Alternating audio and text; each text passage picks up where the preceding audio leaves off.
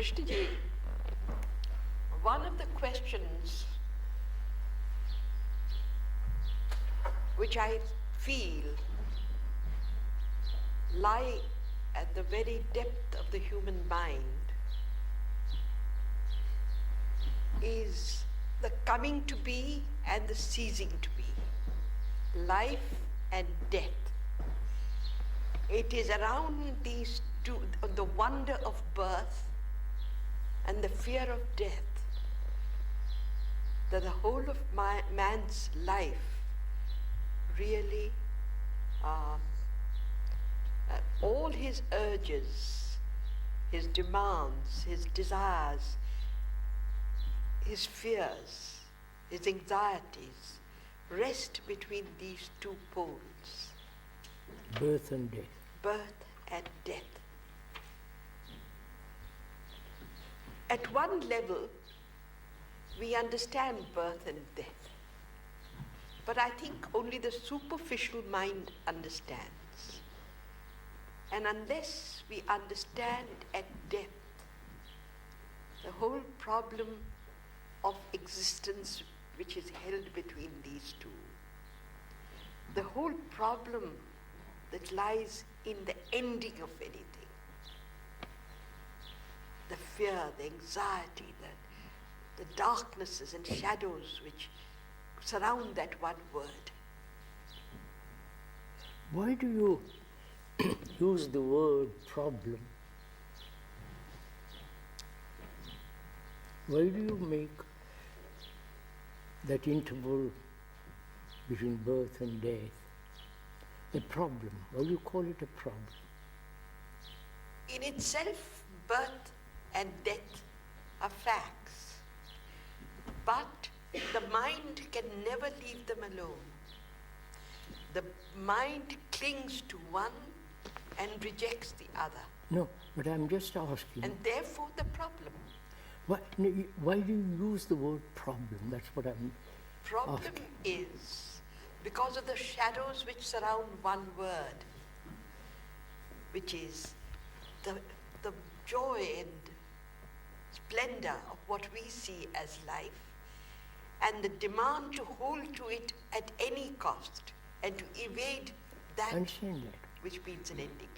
This is a problem. Out of it rises sorrow, out of it rises fear, out of all it all the demands. So what is the question? So how do we explore? How can we be free of these darknesses that surround the word? How can our mind look at death with this simplicity and observe it for what it is? But we can never observe are you merely considering what is death, or that great period between life and death? Are you including, if I may ask, the whole process of living with all its complexity, misery, confusion, uncertainty, all that, and the ending? Or are you concerned, I'm just using the word concerned,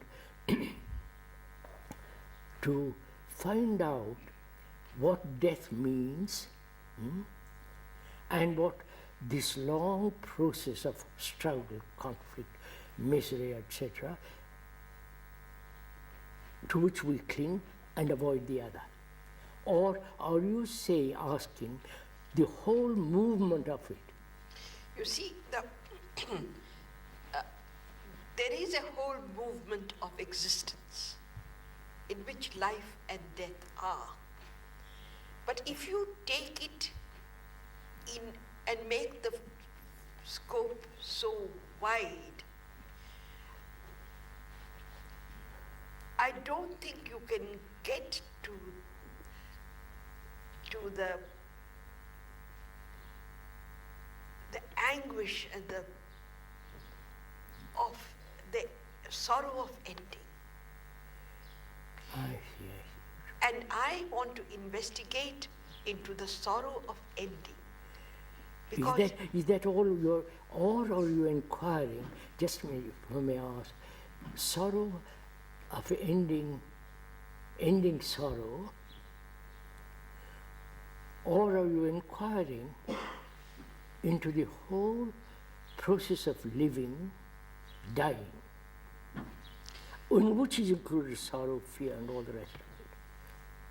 in that one sentence, I feel what you say is correct. It is the whole movement of living and dying, which is existence. You talk of the ending of sorrow. Yes. The ending of sorrow. I talk of that fear and anguish, which is the sorrow of ending. Quite. You see, quite. the two are slightly Quite. different. Yes, I understand. There's Sorrow of ending. There's a sorrow, such anguish of something which is and something ceasing No. to be. Something which is so marvelous, beautiful, fills one's life. And the knowledge which lurks behind, that must end. Now, what is ending? What do you mean ending? What is ending? Ending is that which is ceases to be available to our senses. That which exists, sustains, ceases to be. Eternally. That word eternally. What is this? I don't quite understand it. So, there is, something is. And in the very nature of its isness, the ending of that, the disappearance of that for eternity. The word eternity. Why do you use that word eternity? Because there is an absoluteness in it. The ending. In an ending. There is no tomorrow in ending. Now, just a minute. Ending what? Ending that which sustains. The sorrow is the ending of that. Ending of sorrow, and the ending No, what? sir. Is not eternity. No, the sorrow of something which is so marvelous, ending. Wait a minute, is it so marvelous? Let me come down to something which is more direct. Yeah. You are.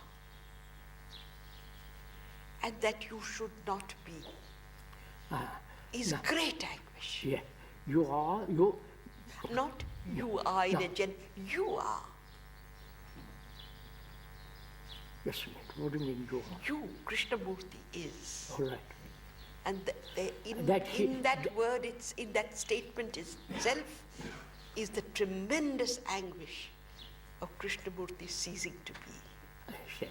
Now, are you the anguish of K ending, or K in himself ending? You follow what I say? How do you distinguish the two?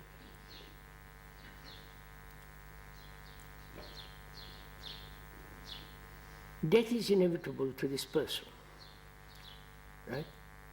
Yeah. Coming to, he's going to end someday. Yeah. To him, it doesn't matter. Yes. There's no fear, no anguish, no. He said, so. But you look at that person and say, oh my God, he's going to die.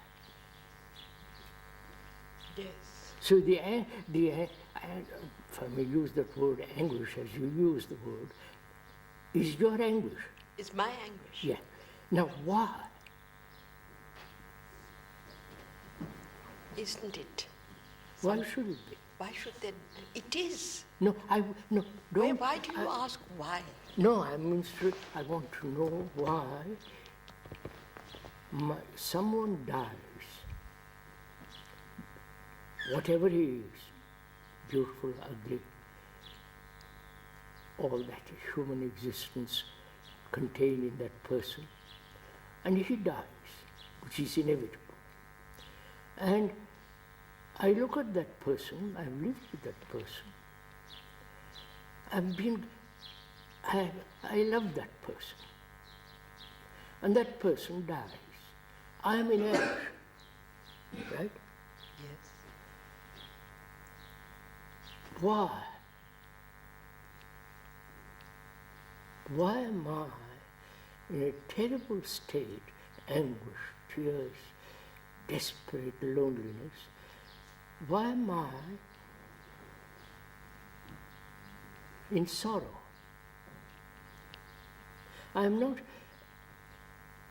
We are not discussing this intellectually. No. No, I'm talking about much more seriously.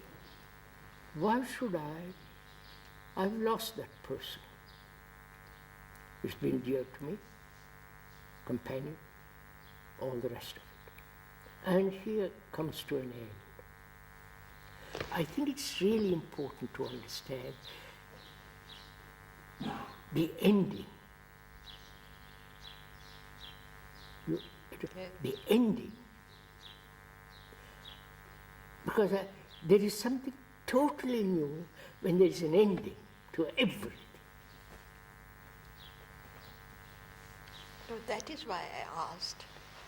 You cannot ask the why of it. No, why is merely put as a inquiry. No, but isn't it inevitable?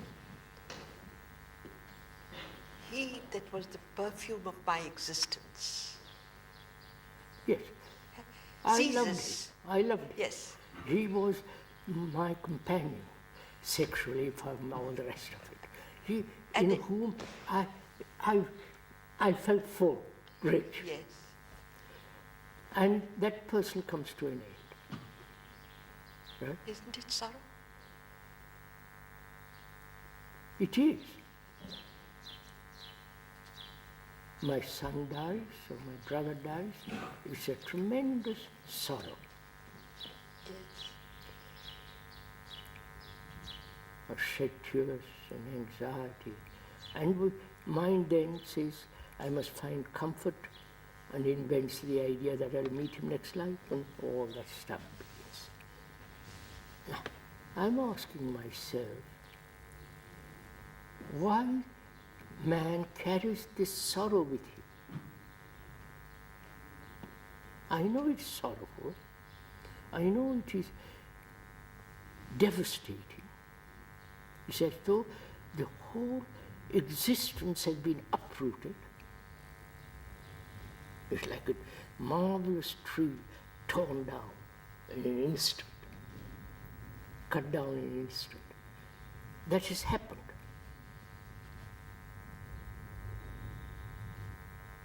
I think I'm in sorrow because I've never really understood deeply what is ending. I've lived 40, 58 years. During those periods, I have never realized the meaning of ending.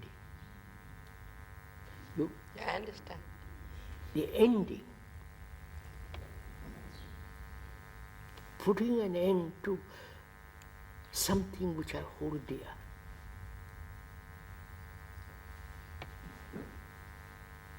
I mean, say for instance, totally ending belief,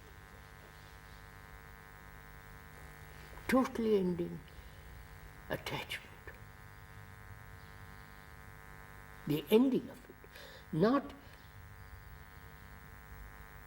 the ending of it in order to continue in another direction.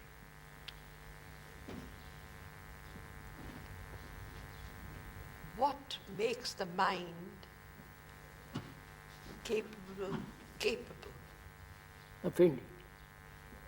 of ending? It is a question which... It's fear, of course. For example, I'm just taking a very ordinary example, which is common to all of us. To end completely without any motive and direction, attachment.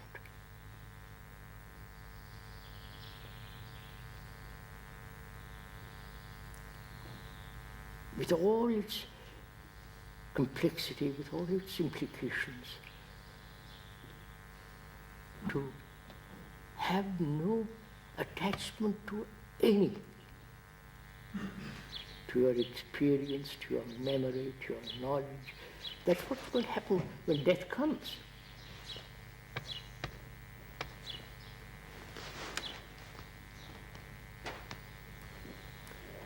After all, ending to knowledge. And that's what one is clinging to. The knowledge that that person dies. I've lived with him. I've cherished him. I've looked after him. We have been tremendously all that. The beauty and the conflict and all that's involved. And to end totally, absolutely, to the memory of all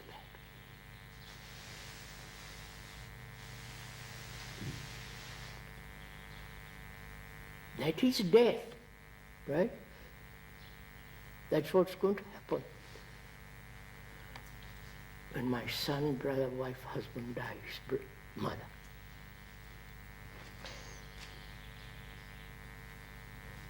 Is there, you have often said, living enter the house of death. Yes. You've used that phrase. What is exactly meant by it? Yes, I've done it. And what is meant by it? Meant by that, to invite death while living. Not commit suicide, I'm not talking that, or take a pill and exit. I'm talking of ending.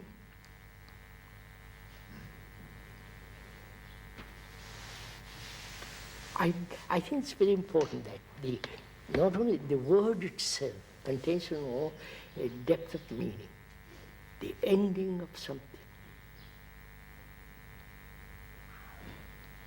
The ending of a memory.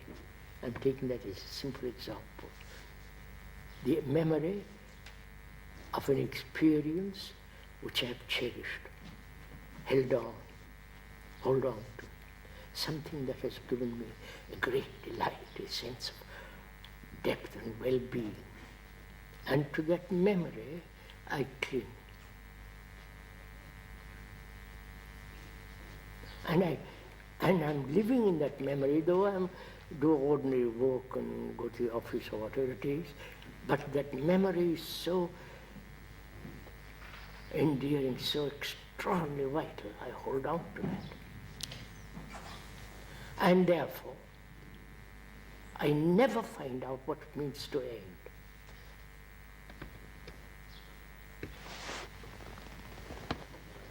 I think there is a great deal in that, at least I feel, the great deal in the sense of ending every day, everything that you have psychologically gathered. Attachment,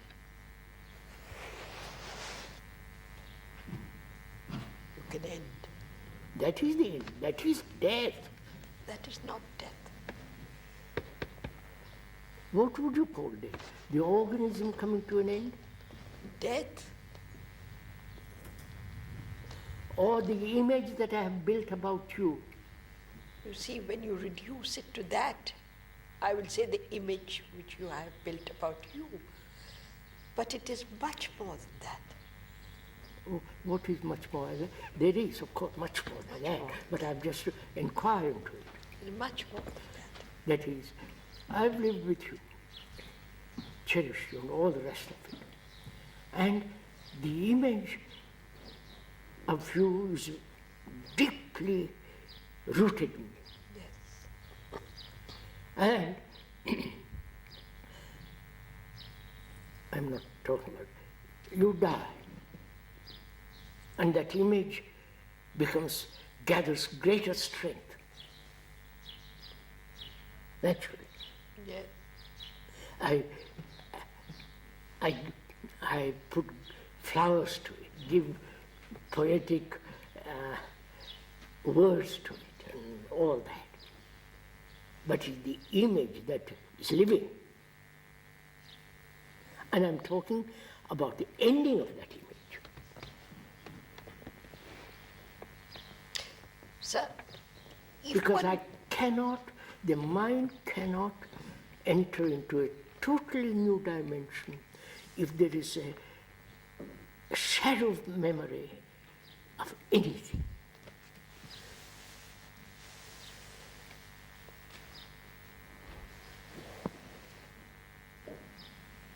Because that is timeless. That is eternal. And if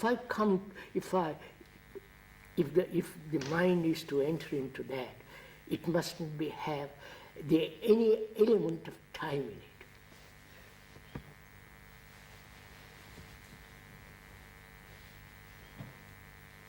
I think this is logical, rational. And what is it we object to? But life is not is not lived No, of course not. on the logical and rational. Of course not, it's not. Life is, logic and rational. Of course, it's not. What But really- the ending of everything that you have gathered psychologically, which is time, and to understand that which is everlasting without time, mind must be free of all that. That's what I'm saying. And therefore there must be ending.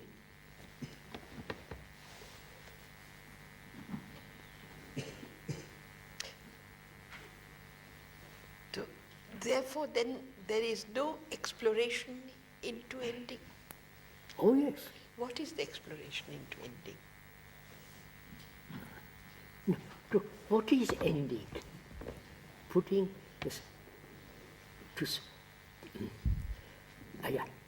ending to continuity. That is really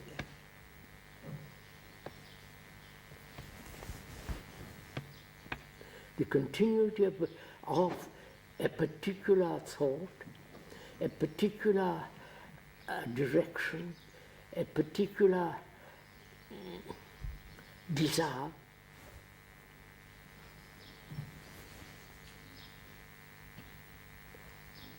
It is these give life a continuity. The birth and the dying, in that great interval, there is a deep continuity, like a river. The volume of water makes the river marvelous. So, that like the Ganga, like the Rhine and so on, the great rivers of the world, the Amazon and so on. But we live on the surface of this vast river of our life. And see the beauty of that. And we cannot see it if we are always on the surface. And the ending of it is the continuity of the surface. I don't know what. Ending of it is the continuity of the surface? No. No. The ending of it is the ending of the of the surface. Ending of the surface.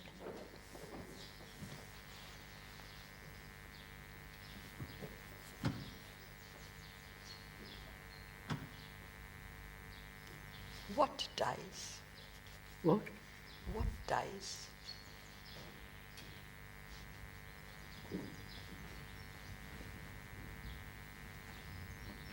All that I have accumulated, both outwardly and inwardly.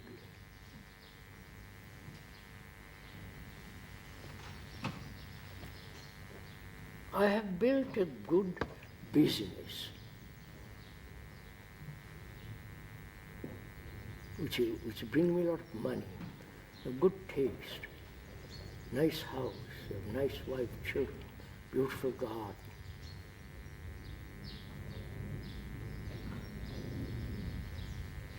And my life, I've given a continuity to that, to end that.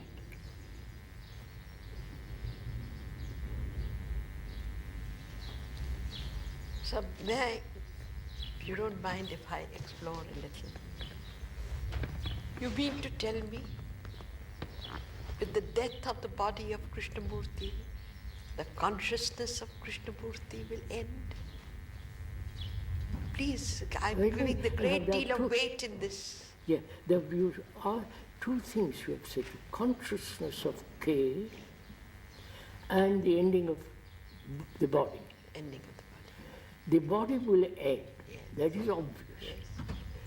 You say downtime, accident, disease and so on, that will end.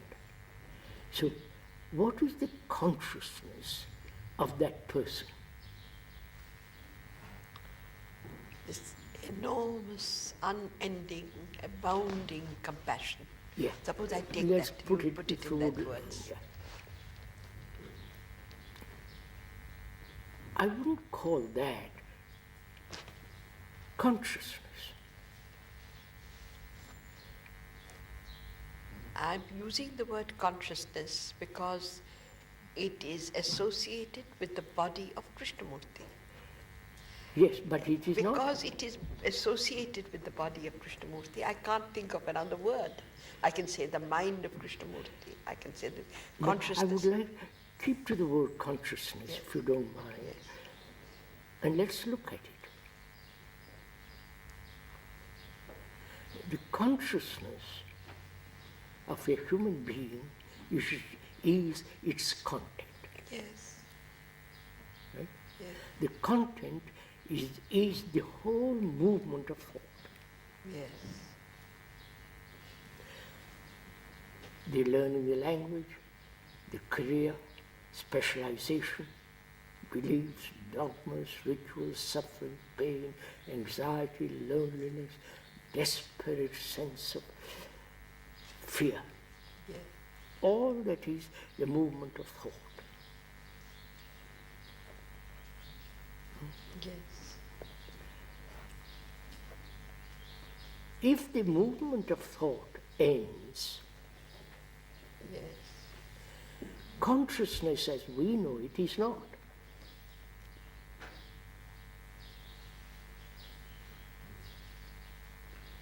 But thought as a movement in consciousness as we know it does not exist in the mind of Krishnamurti. Okay. Let me say it. Yet there is a state of being which manifests itself when I am in contact with him, or when it manifests itself.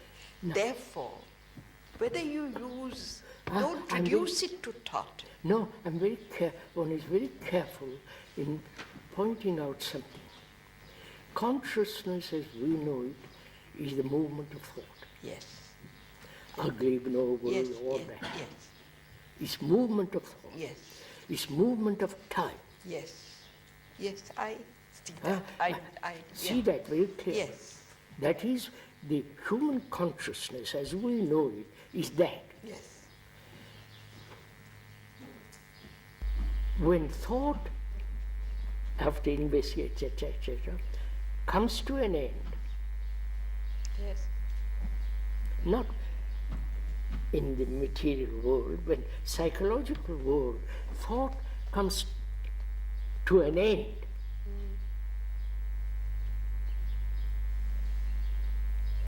Consciousness as we know it is not.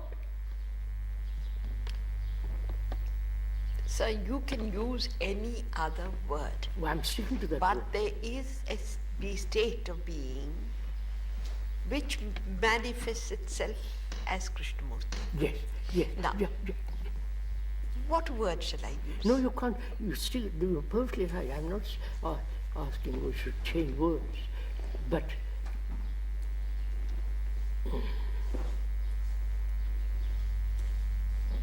you say, for example, through meditation, in the real meditation, not the phony stuff that's going on in the world, the real meditation, you've come to a point that's absolute. Yes. And I see this. Yes. I feel it. To me, that's an extraordinary state. The contact through you, I feel this immensely.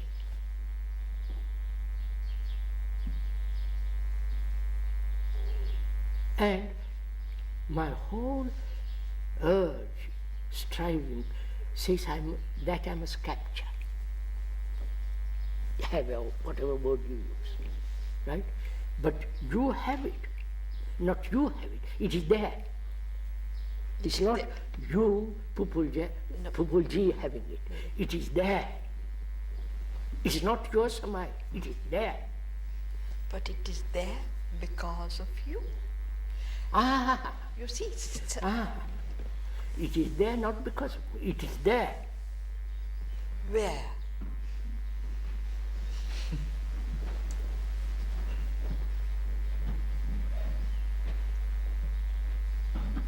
All right. It has no place.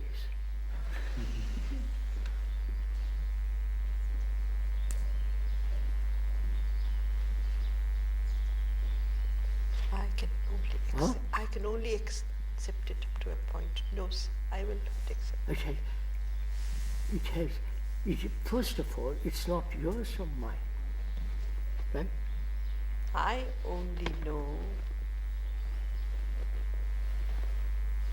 that it is manifest in the person of Krishnamurti. Yes. Therefore, when you say it has no place, I cannot accept it. Naturally. It has a place. Because you have identified K with that. But K is that. Yes, maybe.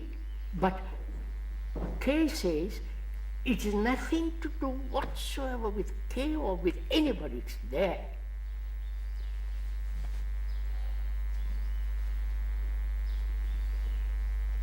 Beauty is not yours or mine. It's there. In the tree. In the flower. You follow? It's there. But sir, the healing and the compassion which is in K is not out there. No, of course not. So the healing and the compassion of K, that's what I'm talking about. But that is not K, this.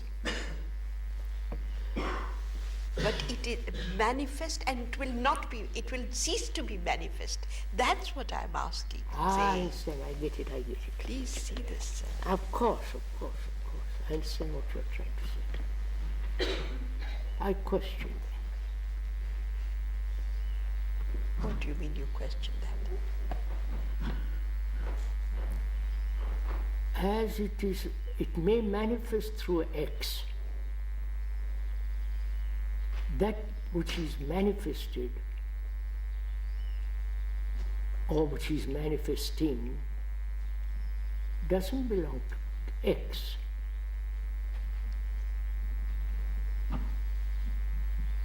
May not belong to, may not it belong. has nothing to do with K, X. I'm prepared to accept that also, that it does not belong to K. But K and that are inseparable. Yes, all right. But you see, when you identify that with the person, I can't. not separate. You see, we are entering into very delicate thing. Yes, that's what I want. I want to go slowly into it. Right. You see,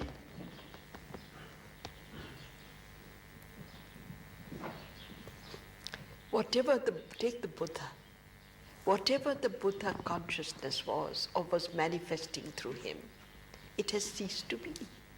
Huh? It has ceased to be in terms of manifesting. I question it. I doubt if it had, not let's be very careful. You say, let's talk about the Buddha much rather than. You say the consciousness of that person, Buddha, ceased when he passed away, right? It manifested through him. It manifested through him, yes. And he was that. He was that, yes. And when he died, you say that disappeared. That, no, I don't say, I have no knowledge of saying that it disappeared. I only say it could no longer be contacted. See this, Krishnaji. Naturally not. Why do you say naturally not?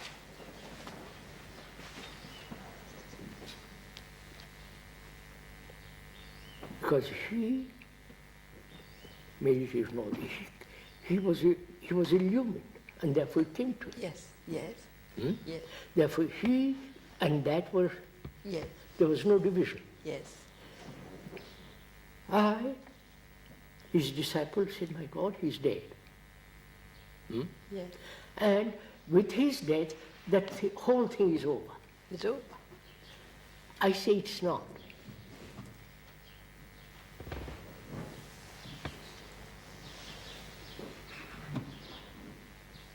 That which is good can never be over.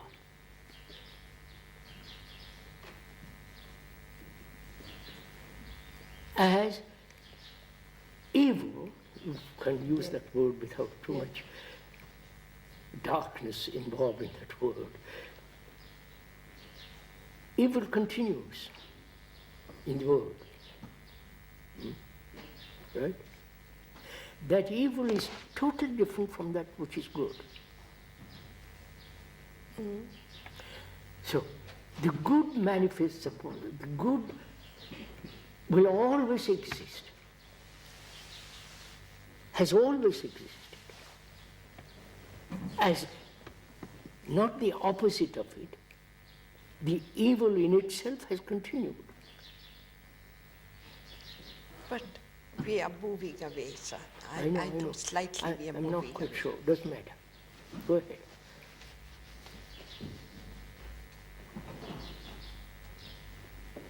You say that it does not disappear with it. Good can never disappear. I'm talking of that great illumined compassion and healing. But now I can contact it. Yes, but you can contact it even if that person is not.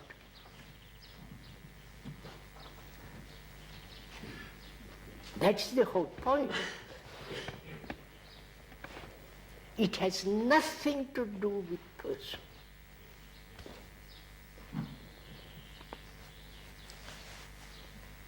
What you say about being a light to yourself, is it involved with the contacting of that without a person? What is involved in that? When you say it can be contacted without a person. Not contact. No, it can be perceived, lived, it is there for you to reach out and hold.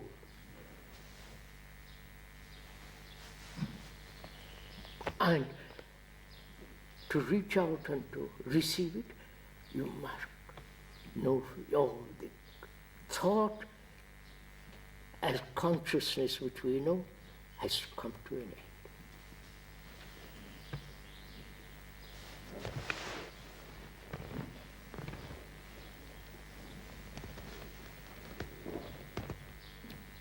Because thought is really the enemy of that.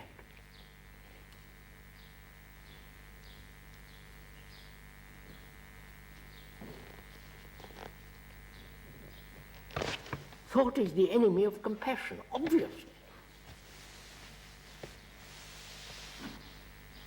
Right?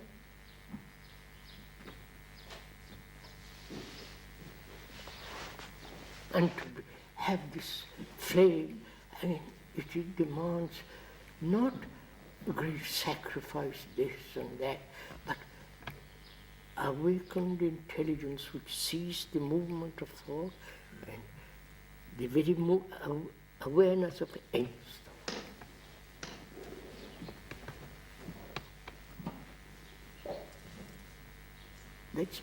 That's what real meditation is. Right? What significance then has death? None.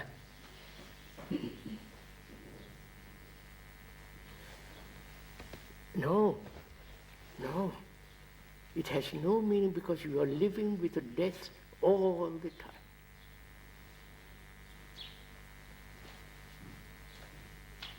Because you are ending everything all the time. I don't think we see the importance or the beauty of ending. We see the continuity with its waves of beauty and with its all this superficiality. I drive away tomorrow. Do I cut myself completely from you? No, not from you. You cut yourself away from that eternity, with all its compassion and so on.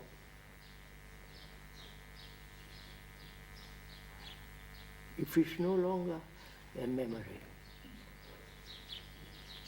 Listen. That's simple, isn't it? I meet you, I meet the Buddha. I've listened to him very greatly. It has made a tremendous impression in me. The whole truth of what he says is abiding.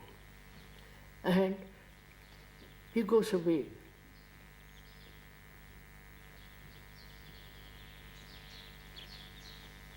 He told me very carefully, be a light to yourself.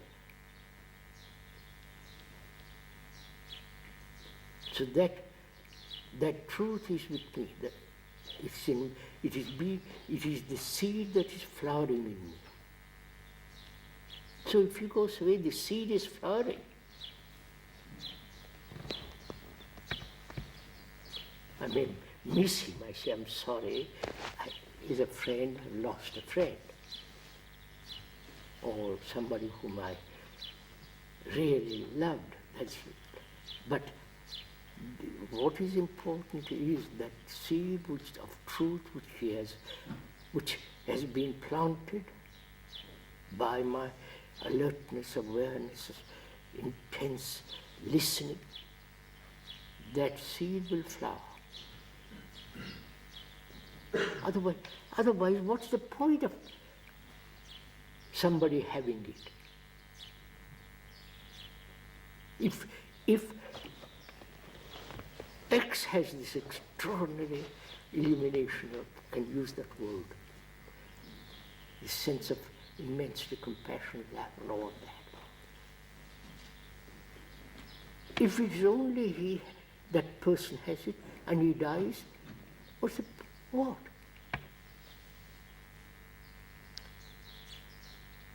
Sir, may I ask one question?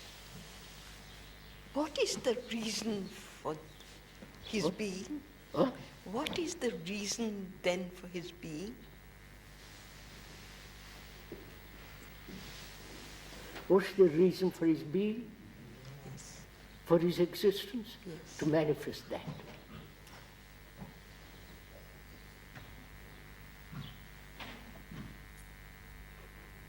To be embodiment of that. To be, all that. But should there be any reason?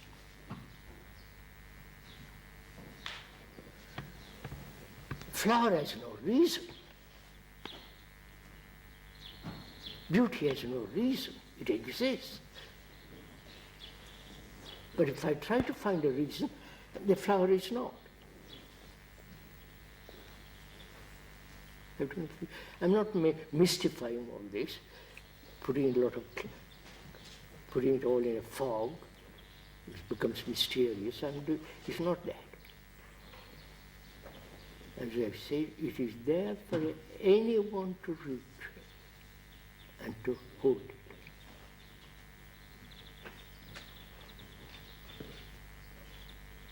And so death, Pupulji, is something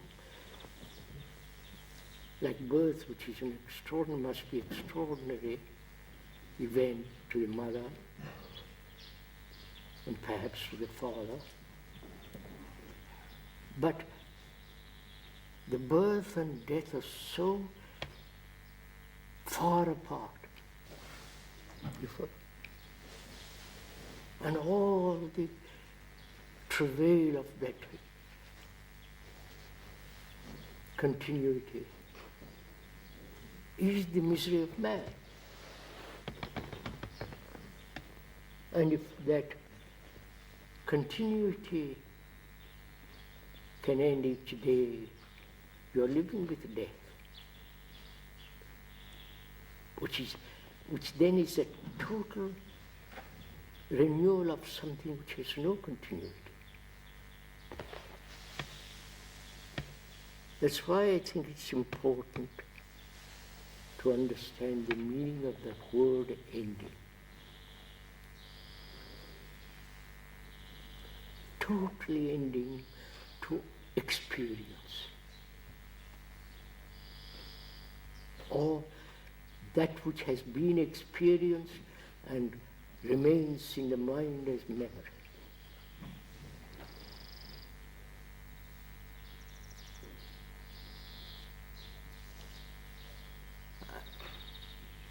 Could we got some more time, could we go into the question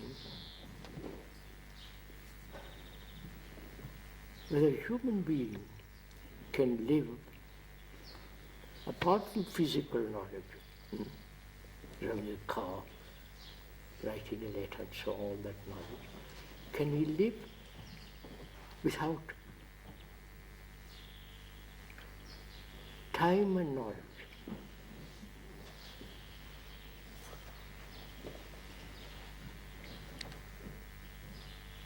You follow what I'm saying?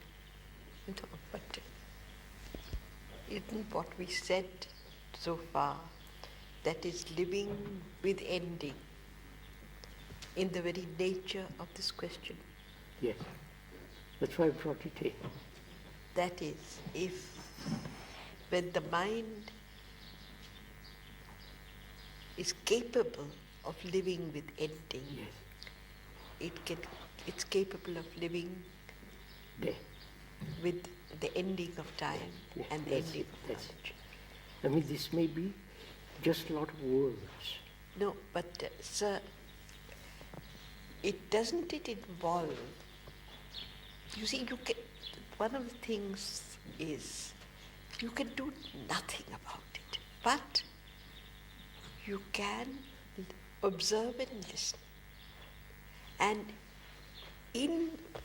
now I'm getting to a little more, if I may take Go it. ahead. There is the stream of knowledge. It's a stream of knowledge. Stream of knowledge. When I say, can I be free or not free or hold it or give it up, it's one element of that stream of knowledge making that statement. Of course. Therefore, of course, there's no meaning. It has no meaning. Now, the stream of knowledge throws up because of challenge or whatever. Yes, it throws up. The only thing possible is an awakeness where that throwing up and perceiving subsides. that it subsides. Quite. The flowering of that and the dying subsiding.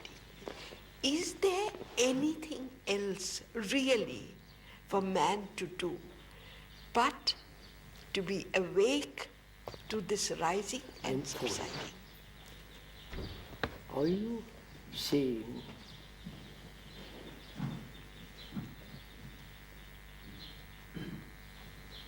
to really understand, to have that goodness, let's call it for the moment, you can't do anything? Is that what you're saying? Can't do anything. I'm not entirely sure of that. That's what I want. Tell me. Isn't that rather ultimate statement? I cannot do anything. No, sir. Either I can do. Let's find out. No, you see, either I can do. Then the next question has to be, What can I do? If I say I cannot do. What makes you say I cannot? Because. No, we'll investigate it together. Help me. Let's investigate. What makes you say I can do nothing about it? About what? About this rising out of the stream of knowledge. No, yes, that is what we are talking about. Yes. There is a stream of knowledge. Yes, there is a stream, that's all. Either I am a separate entity to that stream of knowledge. Which you are not. And in investigating, I see. You are not. That one is not. Now, if I am the stream of knowledge, then the throwing up of that stream. I understand that. If you make a statement that I am the state of knowledge, and I cannot do anything about it because it's playing with words. I understand that once you verbalize it, it can become a. Yes. But what is possible? What is the state of mind? That's right. What is the state of mind? That is so sensitive that it is sensitive to the rising as well as the ending. You see, there has why to. Why do you use? If it is sensitive, it's never arising, nor ending. So that's why I must be a little careful about it. That is why I say we don't know that state. I really don't know that state where it is so sensitive that there is no arising. The fact is there is arising. Right. Just a minute. Can't you do something about the arising? Not in the try to change it, try to modify it or rationalize, escape or all that. Can you not see the arising of anger and be aware of that? Let it flower and end. Not I'm using the word flower in the sense not get violent about it, hit somebody. See anger arising. See it needs a violent expression of that anger, and watch the whole movement of that anger. Let it flower. As it flowers, it dies, like a flower. In the morning it's born and dies in the evening. This I've never understood. That's what. Now the mind which is capable of observing. How does anger arise at all? No. You see, how can it observe an arising? It may be that the mind has not understood the whole movement of violence. No, but I want to ask you, this is something which has always puzzled me. Right. How does one observe without the observer? Now you're introducing something. Because else. otherwise, Of course. you're caught. Of course. To observe with the observer. Of course. I'm talking generally of a human mind which has separated itself as the observer and the observed. Yeah, then you can observe the anger wait. arising. So what happens? The mind can do something. Yes, you can observe anger arising. You can You can all watch its manifestations and not interfere with the manifestations. And then let it subside. Yes, subside. That you can do. Yes, that's all I'm talking about. That can be done. And that is what the mind, a mind which we call awake, that is what the mind does. Yeah. That's all I'm saying. It can do something. You follow? Not say I can't do anything. The mind that says I cannot do anything is motionless. Right?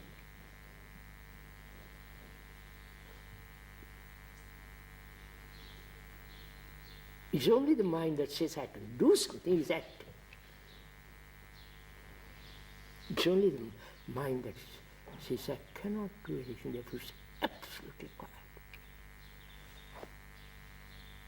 But that is, you follow? It's like asking a schoolboy, say, be quiet. Poor chap, he doesn't even know what it means. He's full of vitality, jumping, talking, yelling, crying.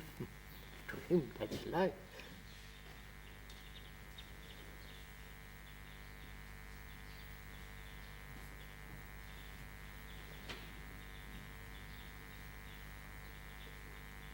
So have we in this dialogue seen the meaning of death? The extraordinary beauty of ending something.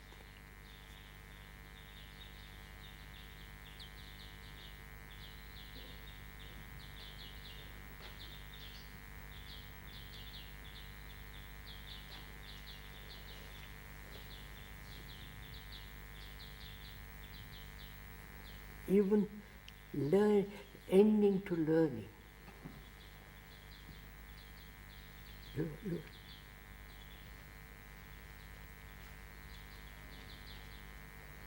Ending the demand for experience. Ending everything that you have been struggling, wanting, holding. I think that is, in that there is tremendous beauty in that. That's why I think death has an extraordinary beauty and vitality.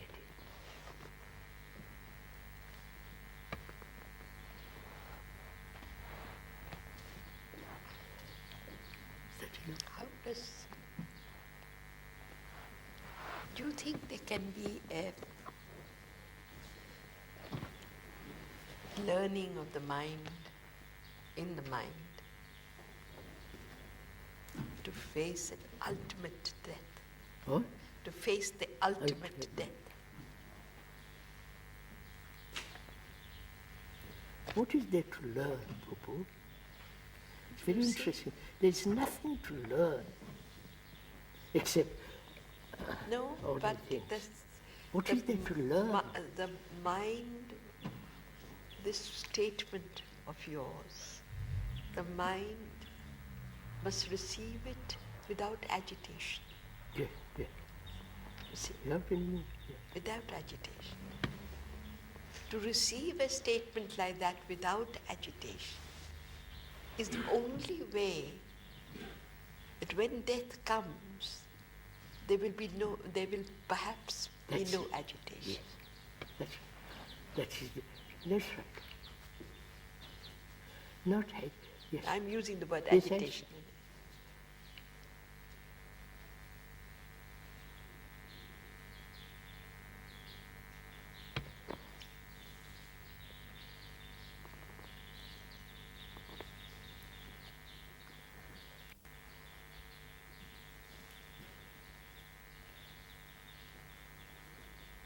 Shall we stop? Right. It's over.